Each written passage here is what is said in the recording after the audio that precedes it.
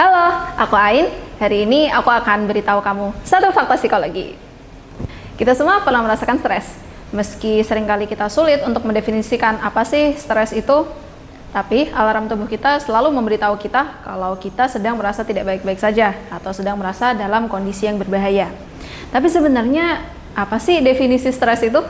Mengutip dari Halodoc, stres adalah suatu bentuk tekanan fisik dan psikologis yang muncul saat tubuh kita merasa dalam keadaan yang berbahaya. Stres sendiri terdiri dari dua macam, yakni eustress yang merupakan stres positif dan juga distress yang merupakan stres negatif. Pernahkah merasa terhimpit deadline lalu tiba-tiba muncul ide-ide untuk menyelesaikan deadline itu di saat-saat terakhir? Nah, itu adalah eustress, yaitu stres yang justru memotivasi kita dan membuat kita produktif. Kalau distress, justru stres yang membuat kita kewalahan, kemudian mendemotivasi kita jadi nggak pengen ngapa-ngapain. Itu adalah distress. Biasanya nanti dilengkapi juga dengan gejala fisik seperti sakit kepala, susah tidur, atau bahkan asam lambung. Gejala stres sendiri bisa bermacam-macam dan berbeda-beda untuk setiap orang. Tapi pada umumnya, orang yang lagi stres biasanya akan merasa gelisah maupun sensitif juga emosinya. Di beberapa kesempatan malah sampai ke fisik juga, seperti asam lambung, susah tidur, dan juga sakit kepalanya. Faktor-faktor stres juga biasanya berbeda-beda untuk setiap orang.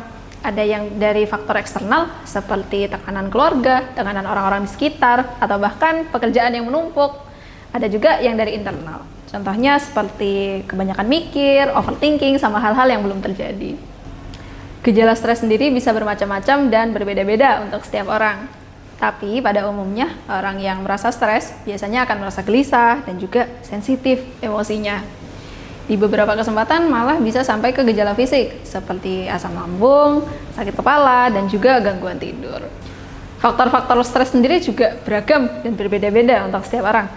Ada yang dari faktor eksternal seperti tekanan keluarga, tekanan dari orang-orang sekitar, bisa juga dari pekerjaan yang menumpuk. Tapi ada juga faktor stres yang internal, seperti overthinking atau kebanyakan mikir tentang hal-hal yang sebenarnya belum tentu terjadi. Lantas, bagaimana cara kita mengelola stres yang kita alami? Ada beberapa hal yang bisa kita lakukan saat kita merasa stres. Salah satunya adalah dengan cara melakukan mindfulness, yaitu fokus terhadap hal-hal yang sedang terjadi saja, menarik nafas dengan pelan, kemudian menghembuskannya dengan pelan juga.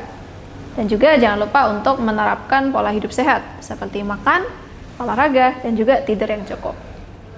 Jangan menutup diri juga untuk bicara dengan teman-teman terdekat yang bisa memberikan dukungan emosional.